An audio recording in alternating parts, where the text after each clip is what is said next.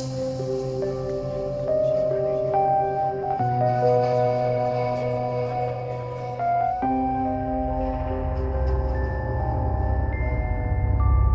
Guys, अस्सलाम वालेकुम।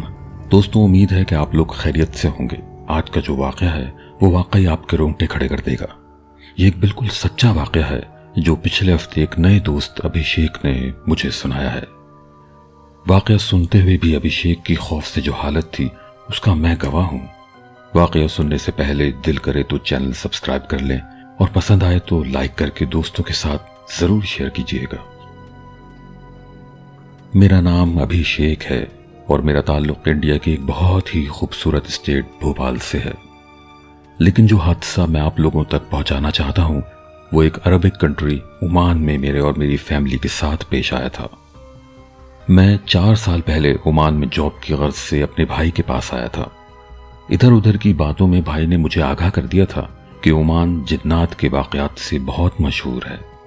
हर दूसरा आदमी तुमको जिन्नात के बारे में कुछ न कुछ कहानी सुनाता मिलेगा। किसी की परछाई दिखना, कभी किसी जानने वाले ही की शक्ल में आकर डराना वगैरह। उनकी बातें सुनकर मैं उनका ही मजाक बनाने लगा कि यहाँ आकर आप किन बातों पर यकीन करने लगे हैं, लेकिन काश मैंने ऐसा ना किया होता। ओमान में आए 2 साल गुजर चुके थे। एक अच्छी जगह जॉब लग गई थी। अब मेरा ट्रांसफ़र वहाँ के एक शहर सलाला में हो गया था। उस वक्त तक मेरे बीवी बच्चे भी मेरे पास ओमान में ही शिफ्ट हो चुके थे। सलाला में जिस बिल्डिंग में हमने फ्लैट लिया वो देखने में साफ सुथरी और नई थी। खासकर बिल्डिंग में ज़्यादातर इंडियन फैमिलीज ही थीं। स्कूल भी बहुत करीब था, तो ये बिल्डिंग मुझे हर लिहाज से मौजू लग रही थी। शुरू के चंद महीने हवा की तरह गुजर गए। सब कुछ अच्छा जा रहा था। बहुत पुरसुकून इलाका था। बिल्डिंग में टेनेंट्स से भी अच्छी दोस्ती हो गई थी। जो वाकया मैं बताना चाहता हूं वो इस बिल्डिंग में 4th मंथ से शुरू हुआ था।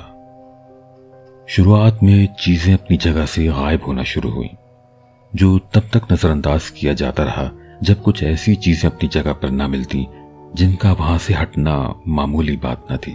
जैसे अलमारी के ऊपर से सूटकेस का गायब हो जाना और फिर बेड के नीचे से मिलना, बच्चों की बुक्स बैग से गायब होकर बैल्कनी में मिलना, हत्ता कि किचन के कैबिनेट से मसाले वगैरह गायब होकर वॉशरूम के कैबिनेट से मिलना। ये बहुत गैर मामूली बात थी जिसको नज़रअंदाज क्या करना था, इससे तो हमको खौफ महसूस होने लगा था। बच्चों को स्कूल से लाने की जिम्मेदारी मेरी वाइफ की थी। एक दोपहर जब वो स्कूल से बच्चों को लेकर लौटी तो सब बच्चों को नहाने का कहकर उनके लिए स्नैक्स बनाने की गर्ज से किचन में दाखिल हुई तो 2 चीजें देखकर वो डर गई। एक तो स्टोव का ओवन ऑन था और उसमें से धुआं बाहर आ रहा था। दूसरा, वाटर डिस्पेंसर की बोतल जो कि रात में ही खाली हो चुकी थी, पूरी भरी हुई थी। उन्होंने जल्दी से ओवन बंद किया और खोला तो अंदर एक पूरी मुर्गी बालों समेत जली हुई रखी थी।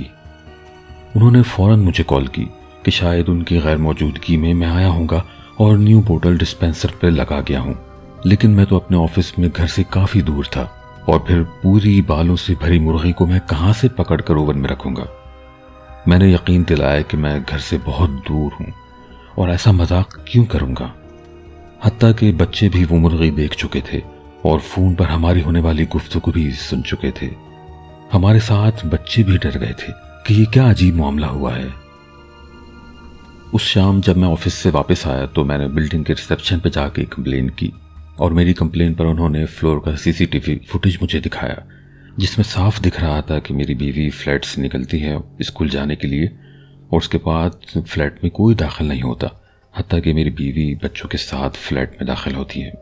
तो इससे साफ जाहिर था कि इस सारे दौरान में हमारे घर में कोई दाखिल नहीं हुआ। अगर हमारे फ्लैट में कोई दाखिल नहीं हुआ था तो आखिर बोतल डिस्पेंसर का भरा होना और ख़ास करके उस बालों समेत पूरी मुर्गी का ओवन में रखा जाना और इस सब की क्या एक्सप्लेनेशन थी। मैं रिसेप्शन से होता हुआ घर जाने से पहले अपने नेबर्स के पास चला गया जिनसे अच्छी खासी दोस्ती हो चुकी थी। मैंने शुरू से अब तक की सारी बातें उनको बता दी। वो सुनकर डर तो रहे थे लेकिन हैरान नहीं थे। उन्होंने बताया कि ये वाहिद फ्लैट है जो जब से बिल्डिंग बनी है सिर्फ 2 बार रेंट आउट हुआ है। पहली बार जो फैमिली आई थी वो अरबी फैमिली थी। زبان کی وجہ سے ان سے بات چیت نہیں تھی، لیکن وہ ایک منتھ بھی یہاں نہیں رکے تھے اور چھوڑ کر چلے گئے۔ دوسری فیملی جو ادھر آئی وہ پاکستان کی پٹھان فیملی تھی۔ اتفاق سے ان لوگوں کی خواتین بھی زیادہ ہندی اردو نہیں جانتی تھیں، تو ان سے صرف سلام دعا تک بات تھی۔ لیکن ان لوگوں کو بھی ابھی ایک منتھ بھی نہیں ہوا تھا کہ رات کے وقت سب شور کرتے ہوئے فلیٹ چھوڑ کر نیچے ریسیپشن پر جمع ہو گئے، اور کافی دیر تک ریسیپشن پر ان کا لڑائی جھگڑا ہوتا رہا۔ یہ نہیں معلوم ہو سکا کہ وجہ کیا تھی، لیکن وہ لوگ دوبارہ واپس نہیں آئے، اور آپ لوگوں کو جو فلیٹ میں کچھ سامان پہلے سے موجود ملا تھا وہ انہی لوگوں کا تھا۔ اب مجھے شک ہو گیا تھا کہ فلیٹ میں کچھ نہیں بہت گڑبڑ ہے، لیکن میں نے نیبرز کو سختی سے منع کر دیا تھا کہ میری وائف کو اس بارے میں ذرا بھی نہ معلوم ہو، کیونکہ میں اس وقت کافی سخت حالات سے گزر رہا تھا، اور وہ فلیٹ ایریا کے حساب سے کافی کم رینٹ پر تھا، اور میں اس وقت اس کو ہرگز نہیں چھوڑنا چاہتا تھا۔ اس لیے جب بھی گھر والے کسی انہونی بات کا ذکر کرتے تو میں اس کی کوئی نہ کوئی وجہ بنا کر ٹال دیتا تھا، لیکن اندر سے میں خوف میں تھا، کیونکہ میں جانتا تھا کہ وہ لوگ جو کچھ بھی مجھے بتا رہے ہیں اس میں ایک لفظ بھی جھوٹ نہیں ہے۔ وقت اسی طرح گزرتا رہا، کچھ نہ کچھ انہونی بات ہر دوسرے دن سننے کو ملتی، کبھی وائف شکایت کرتی، کبھی بچے ڈرے ہوئے ملتے، خاص کر کبھی کبھی میرا چھوٹا بیٹا رات کے وقت ڈر کے اٹھ جاتا اور رونے لگتا۔ اس کے علاوہ میری بیوی کو اکثر رات میں رونے کی آواز آتی تھی۔ سردیوں کے دن شروع ہو چکے تھے، روٹین تھا کہ رات کے کھانے کے بعد تھوڑی دیر قریبی پارک میں آؤٹنگ کرنے جاتے تھے۔ اس فلیٹ میں معمول سے زیادہ ہی سردی لگنے لگتی تھی، اس لیے ہم نے ونڈوز بالکل سیل کر دی تھی۔ یہ جس رات کا واقعہ ہے وہ ہماری اس فلیٹ میں آخری رات ثابت ہوئی تھی۔ اس رات جب ہم تقریباً 10 بجے تک واپس فلیٹ میں آئے تو گھر کی حالت دیکھ کر گھبرا گئے۔ فلیٹ میں داخل ہوئے تو شدید بدبو پھیلی ہوئی تھی۔ سب سے پہلا شوق یہ تھا کہ فلیٹ کی ساری ونڈوز پوری کی پوری کھلی ہوئی تھی۔ ایک روم میں کبرڈ کے اوپر رکھا ہوا سامان نیچے گرا ہوا تھا، اور بچوں کے کمرے میں بیڈ کے اوپر اور فلور پر غلاظت پڑی تھی، جس سے انتہائی ناگوار بو پورے فلیٹ میں پھیلی ہوئی تھی۔ یہ سب دیکھ کر اب میرے پاس بیوی بچوں کو جواب دینے کے لیے کچھ بھی نہیں بچا تھا، اور حقیقت یہ تھی کہ میں بہت زیادہ خوفزدہ ہو گیا تھا۔ خوف کی یہ حالت تھی کہ میں اس وقت 1 منٹ بھی اس فلیٹ میں نہیں رکنا چاہتا تھا۔ میں نے فوراً بچوں اور بیوی کو کار میں جا کر بیٹھنے کو کہا اور امپورٹنٹ چیزیں اپنے ساتھ لے جانے کے لیے سمیٹنے لگا۔ اسی وقت مجھے آہٹ محسوس ہوئی، اور 1 سیکنڈ میں میں نے پیچھے پلٹ کر دیکھا اور ایک سایہ میری آنکھوں کے سامنے سے ہوتا ہوا واش روم میں جاتا دکھائی دیا۔ میں نے فوراً اٹھ کر واش روم کا ڈور کھول دیا، لیکن میری حالت خراب ہونے لگی جب اندر کچھ بھی نہیں تھا سوائے اندر اچھے خاصے خون کے چینٹے فلور پر پڑے ہوئے تھے۔ اسی وقت مجھے بہت ہی عجیب کریپی سی کسی کے ہنسنے کی آواز سنائی تھی۔ جو کچھ چیزیں میں اب تک سمیٹ چکا تھا وہ تک وہیں چھوڑ کر ڈور کھلا چھوڑ سیدھا فلیٹ سے باہر بھاگ گیا۔ اب جو نیچے پہنچا تو فیملی ریسیپشن ایریا میں بیٹھی میرا انتظار کر رہی تھی۔ وہ لوگ بھی فکر مند تھے کہ میں فلیٹ میں اکیلا موجود ہوں۔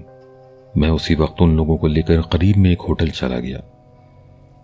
تھوڑی دیر میں بچے تو سو گئے، لیکن میں اور وائف ساری رات جاگتے رہے۔ میں نے اس رات وائف کو فلیٹ کی ساری حقیقت بتا دی، جس سے وہ بہت خفا ہوئی کہ زندگی روپے پیسے سے زیادہ امپورٹنٹ ہوتی ہے۔ ایسی جگہ جہاں یہ کنفرم ہو چکا تھا کہ آسیب کے معاملات ہیں، وہاں رہنا کتنا خطرناک ثابت ہو سکتا تھا۔ میں جانتا تھا کہ یہ میری بہت بڑی بے وقوفی تھی۔ حالات اس فلیٹ میں کچھ بھی ہو سکتے تھے، ہمیں کسی بھی قسم کا نقصان پہنچایا جا سکتا تھا۔ صبح تک میں جاگتا رہا اور پھر اپنے بھائی کو کال کر کے ساری بات سمجھا دی۔ اس نے اپنے ایک دوست سے کانٹیکٹ کیا جو میری ایریا میں ہی رہتے تھے۔ کچھ دیر بعد ان کے دوست نے مجھے کال کر کے اپنے پاس بلا لیا۔ میں نے ان کو بھی ساری تفصیل بتا دی۔ وہ مجھے لے کر ایک شیخ صاحب کے پاس گئے جو اسی طرح کے معاملات دیکھا کرتے تھے۔ جب ہم شیخ صاحب کے پاس پہنچے تو شیخ صاحب تھوڑی دیر میرا ہاتھ پکڑے آنکھیں بند کیے بیٹھے رہے، پھر کہنے لگے کہ مجھے اس فلیٹ پہ لے چلو۔ اب میں یہاں پر یہ بات بتانا ضروری سمجھتا ہوں کہ میں نے ان سے فلیٹ کا یا اپنے ساتھ ہوئے کسی بھی معاملات کا تذکرہ نہیں کیا تھا، تو اس لیے جب انہوں نے فلیٹ پہ چلنے کا کہا تو میں بہت حیران ہوا کہ آخر ان کو یہ سب باتیں کیسے معلوم ہوئی۔ لیکن خیر اس وقت میں نے ان سے کوئی سوال نہیں کیا۔ شیخ صاحب اور بھائی کے دوست کے ساتھ میں جب فلیٹ پہ پہنچا تو ڈور خلاف توقع بند تھا، جسے میں رات جلدی میں کھلا چھوڑایا تھا۔ شیخ صاحب کچھ دیر فلیٹ کے باہر ہی کھڑے کچھ پڑھتے رہے، پھر مجھے اور بھائی کے دوست کو نیچے جانے کا اشارہ کر کے فلیٹ کے اندر چلے گئے۔ ہم لوگ تقریباً کوئی 1 گھنٹہ بلڈنگ کے باہر ٹہلتے رہے اور سارا وقت کسی بھی انہونی کے لیے تیار تھے، لیکن پھر شیخ صاحب کو لفٹ سے باہر نکلتا دیکھ کر ان کے پاس بھاگتے ہوئے پہنچے۔ شیخ صاحب نے کہا، آج سورج ڈھلنے سے پہلے پہلے جو سامان فلیٹ سے لے جانا ہے لے جاؤ، لیکن سورج ڈھل جائے تو فلیٹ میں داخل مت ہونا۔ ہم نے معلوم کرنا چاہا کہ آخر کیا مشکلات ہیں فلیٹ میں، تو انہوں نے مسکرا کر میرے کندھے پر ہاتھ رکھا اور بولے، کبھی کبھی پرسکون زندگی گزارنے کے لیے زیادہ جاننا اچھا نہیں ہوتا۔ ہمیں یہ کہہ کر شیخ صاحب ریسیپشن پر گئے اور وہاں سے بلڈنگ اونر کا کانٹیکٹ نمبر لینے لگے۔ میں نے اور دوست نے اسی وقت ایک ٹرک اور مزدوروں کا بندوبست کیا اور سارا سامان 2 گھنٹے میں ہی اٹھوا لیا۔ سامان اترواتے وقت مجبوراً مجھے دوبارہ اس فلیٹ میں جانا پڑا تھا، لیکن اب وہاں بالکل بھی کسی قسم کا خوف محسوس نہیں ہو رہا تھا۔ شاید اس کی وجہ یہ تھی کہ سورج غروب ہونے کے وقت تک کا ہمیں موقع دیا گیا تھا۔ اس وقت میرے پاس رہنے کی کوئی اور جگہ نہیں تھی، تو سامان ایک ویئر ہاؤس میں رکھوا دیا گیا تھا۔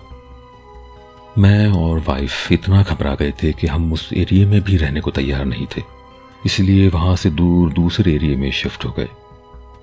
نئے فلیٹ میں جانے سے پہلے میں ان شیخ صاحب کو ریکویسٹ کر کے فلیٹ دکھانے لے آیا۔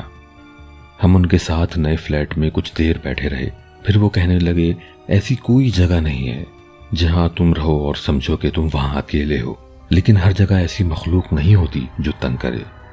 زیادہ تر مخلوق ہمارے ساتھ رہنا جانتی ہے، وہ اپنی زندگی بسر کر رہے ہیں اور تم اپنی زندگی بسر کرو۔ اس کا کیا مطلب تھا میں سمجھ نہیں سکا، لیکن انہوں نے تسلی دی کہ یہاں مجھ کو کسی مشکل کا سامنا نہیں ہوگا۔ اور اس وقت فلیٹ میں رہتے ہوئے مجھے کافی عرصہ ہو گیا ہے، لیکن فلیٹ بالکل پرسکون ہے، بلکہ بہت اچھی پازیٹیو وائبس اس فلیٹ سے آتی ہیں۔ ایک دن مارکیٹ میں اس ہانٹڈ فلیٹ کے نیبرز مل گئے تو معلوم ہوا وہ بھی اس بلڈنگ کو چھوڑ چکے ہیں، کیونکہ بلڈنگ اونر نے وہ پورا فلور خالی کروا دیا تھا اور اب وہ فلور ہی بند کر دیا گیا ہے، ایون کہ اس فلور پر اب لفٹ بھی نہیں جاتی۔ نہ جانے اس جگہ کیا مسائل ہیں، کس مخلوق کا وہاں اثر ہے، کیوں ہمیں اس جگہ اتنا پریشان کیا گیا تھا، اور ایسی کیا وجوہات تھی کہ پورا فلور ہی خالی کروا دیا گیا ہے۔ یہ بات شاید صرف شیخ صاحب ہی جانتے ہیں۔ اگر آپ لوگوں میں سے کوئی سلالہ میں رہتا ہے یا آپ کا کوئی دوست عزیز، تو آپ اس سے معلوم کر سکتے ہیں، شاید وہ بھی اس بلڈنگ کے بارے میں کچھ جانتا ہو۔ وہ بلڈنگ سلالہ الماہا اسٹریٹ پر آج بھی اس خالی ہانٹڈ فلور کے ساتھ موجود ہے۔ دوستوں، یہ تھا ابھیشیک کی زندگی کا ایک سچا واقعہ۔ اگر آپ کو اس کا واقعہ اچھا لگا ہے تو ویڈیو کو لائک کیجئے، چینل کو سبسکرائب کیجئے اور اپنے دوستوں کے ساتھ اس کو شیئر کیجئے۔